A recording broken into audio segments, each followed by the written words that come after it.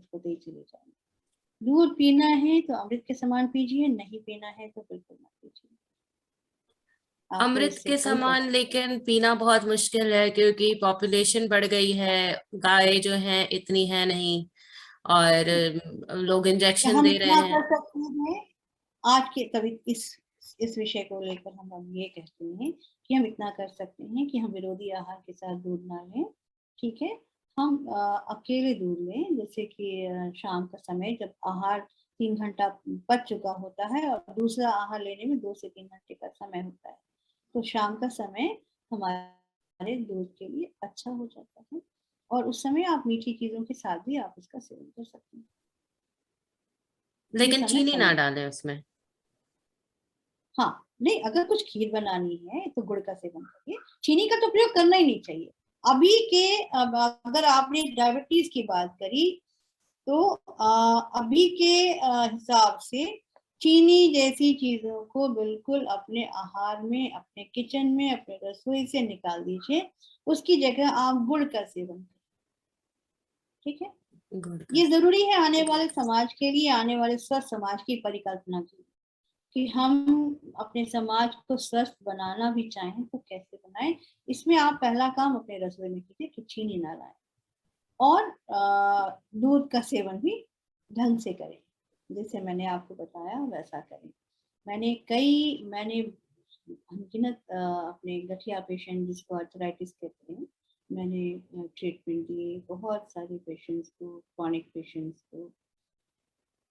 सब 1-1 kilo 2-2 kilo दूध P करके आया करते थे हमारे पास। मैं सबका पहले दूध बंद करा देती हूँ। दूध बंद करा देती थी। है, दूध बंद करा देती हूँ। और उनकी सारी जो विरूपताएं हैं अस्थियों की, एंकाइलोसिस होती है ना, जो हड्डियां मुड़ जाती हैं, टेढ़ी हो जाती हैं, विकृत हो जाती हैं, बिना दूध दिए पंचकर्म चिकित्सा के द्वारा ही, ताकि उसमें धातुओं का निर्माण करने की क्षमता है, वो धातुओं का निर्माण करती है। ये इस चीज की मतलब एक जिसको कह सकते हैं आप कि अकाट्य सत्य है कि कैसे धातुओं का निर्माण होता है, धातु निर्माण हो जाता है तो हड्डियों को वो ठीक कर देती है। और दूध बंद कर देती है, दूध तो हम देते ही नहीं, तो फिर ठीक हो जाता और ठीक हो जाते हैं, बिल्कुल ठीक हो जाते हैं क्रॉनिक केसेस। है। होपफुली आपके किसी क्रॉनिक केस का भी इंटरव्यू करेंगे, रिमेटॉइड आर्थराइटिस पे किसी गठिया के पेशेंट का। तो वही मैं बता रही हूँ कि आवश्यक नहीं है कि हम दूध का सेवन करें ही करें, ना हाँ, करें क्योंकि आज तो के भी जमाने चलेगा। में दूध इंजेक्शन मतलब बहुत मुश्किल है ट्रस्ट करना। हाँ, इंजेक्शन दे करके या हार्मोन दे दे करके अगर आप किसी गाय को का दोहन करते हैं तो ये ज्यादा नुकसानदेह है बनस्पत की आप दूध ना पी। लेकिन घी तो अगर फिर भी मतलब बोला जाता है कि हाँ, सिर्फ तेलों में सबसे उत्तम घी माना जाता है, उसका स्मोकिंग पॉइंट भी सबसे हाई है।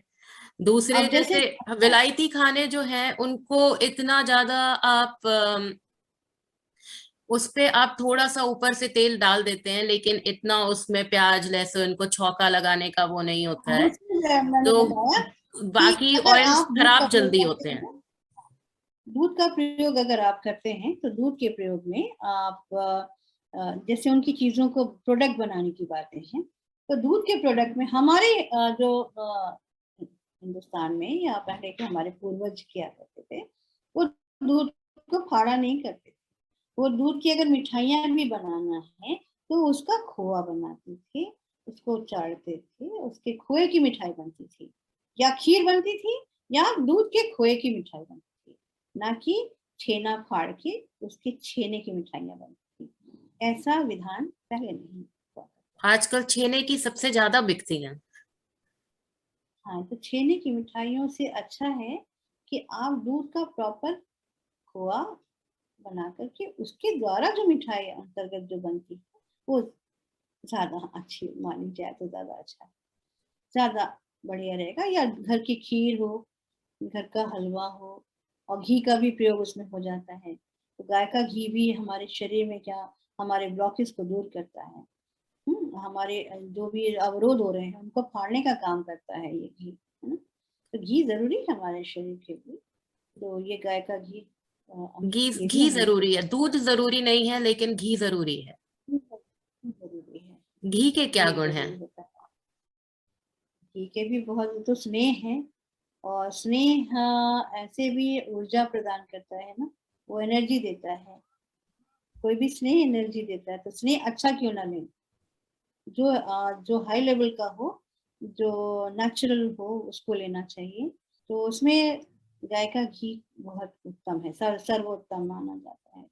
वो औषधि का भी काम करता है। हमारे यहाँ औषधियाँ बनती हैं, वो गाय के घी में बनते हैं, और वो बहुत कारगर होती है। और आप उसी घी से पंचकर्मा में ब्लॉकेजेस दूर हो जाते हैं?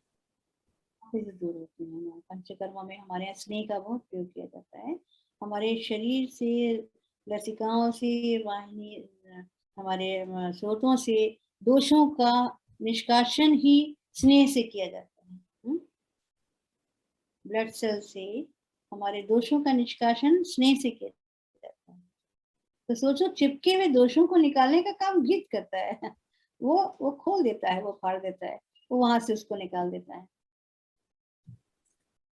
तो घी इसी तरह तो घी थोड़ी कोलेस्ट्रॉल कम करता है, कोलेस्ट्रॉल को मात्रा बढ़ाता नहीं है। बढ़ाता नहीं है। उसी तरह थोड़ी मात्रा में हम लोगों को जो बताया गया है आहार में, घरेलू कैसे उसका प्रयोग किया जाए। जैसे छौंका में जो दाल आप छौंकते हैं, ऐसे तो लोग दाल नहीं समझ पाते। दाल क्यों छौंकते हैं, उसका कारण उसको, उसके गुणों को वो बढ़ाते हैं, और कुछ स्वाद स्वाद के हिसाब से भी बढ़ाते हैं, स्वाद अनुसार उसके देते हैं, तो केवल और घी स्वाद देते के हैं। लिए ही हम घी से नहीं छौंकते हैं, पर उसका हेल्थ बेनिफिट भी होता है। होता है, उसके गुण का वर्धन होता है घी से। वो वो हमारे अंदर के दोषों को फाड़ता है, उसको वो थोड़ी मात्रा में बैलेंस करता है शरीर क्योंकि में। घी, लोग कहते हैं कि कोलेस्ट्रॉल बढ़ाता है, लेकिन घी अगर सही मात्रा में लिया जाए तो वो कोलेस्ट्रॉल कम करता है। दूसरा, घी बहुत एक्सपेंसिव है इंडिया में। घी लोग कम यूज करते हैं और तेल ज्यादा यूज करते हैं, और इसलिए प्रॉब्लम ज्यादा है, क्योंकि तेल खराब हो जाता है जब उसको हीट करते हैं। उसका स्मोकिंग पॉइंट घी जितना नहीं है, तो घी का स्मोकिंग पॉइंट भी ज्यादा है, इसलिए घी घी वैसे भी उसको आप पंचकर्म में अमृत की तरह उसका यूज करते हैं। तो घी का ज्यादा वैल्यू है, रादर देन आप दूसरे ऑयल यूज करके कुक करें। उससे अच्छा है कि आप घी में छौंका लगाएं, या अपनी सब्जी जो है 1 चम्मच घी में। भी आता है, हाँ, उसका गुण में भी उसमें इजाफा होता है, तो घी फायदेमंद कफ दोष भी घी का इस्तेमाल कर सकते हैं, मतलब 1 से 2 चम्मच। है।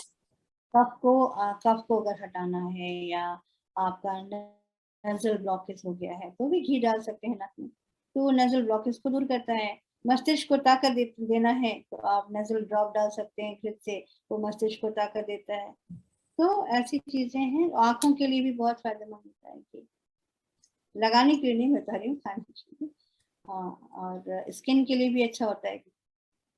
स्किन के लिए भी अच्छा होता है। तो घी ओवरऑल बहुत चीजों में बहुत ही लाभदायक है।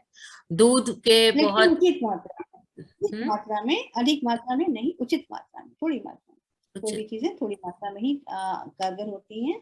औषधीय रूप होता है उनका, औषधि गुण होता है। अधिक औषधि से को नहीं। औषधि के अमाउंट में ही लें, जैसे स्पाइसेस हैं हाँ, उनको आप थोड़े मात्रा में लेते हैं, जरूरत वैसे से घी को। ज्यादा अगर हाँ, हाँ, बिल्कुल। तो ये बातें हैं।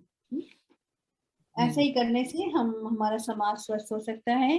थोड़ा थोड़ा ध्यान दें, और सब लोग अपनी चीजों पर, अपने रहन सहन पर, अपने खान पान पर, अपने आहार विहार पर, दिनचर्या पर, अपने योग प्राणायाम को ऐड करते हुए अपने जीवन शैली में अपने आप को स्वस्थ रख सकते कौन सा दोष कितना घी ले सकता है? जैसे वात दोष कितना ले पर डे, कफ और हैं। पित्त?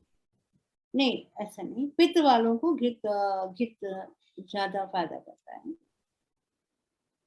पित्त ज्यादा तो 2 से 3 चम्मच ले सकते हैं। कफ 1 से 2 चम्मच ले सकता है रोज। जैसे और वात 1 से 2, 2 से 3। नॉर्मल। नॉर्मल 2 से 3 चम्मच रोज ले सकते हैं। टीस्पून, 2 से 3 टीस्पून रोज ले सकते हैं।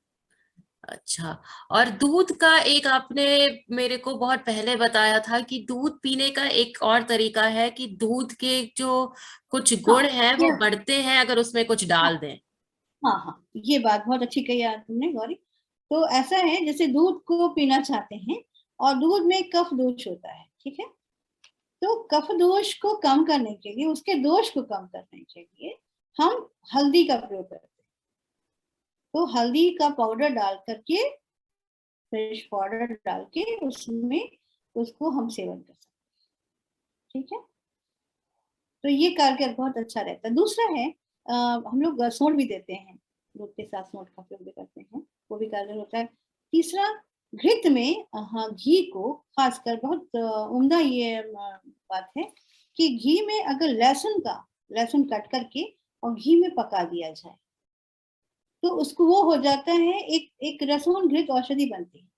तो लहसुन और घृत का प्रयोग करने से, दोनों का जला देने से और उसको पका देने से वो घृत तो औषधीय गुण वाला हो जाता है। उस घृत का प्रयोग करने से आपकी हड्डी मजबूत होती है, हड्डी वो मजबूत। हड्डी पर अच्छा असर करता है।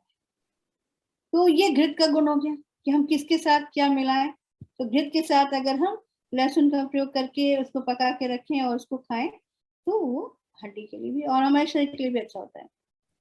और अगर खांसी उसी हो गई हो तो आप लोग जानते होंगे कि पहले की नानी दादी लोग क्या करती थी कि उसमें गोल मिर्च है, अदरक है, सौंठ है, तुलसी है, गुड़ है, सब पका करके घृत में और उस घी का सेवन खांसी या सर्दी में दे दिया करती थी। तो ये भी बहुत फायदेमंद है।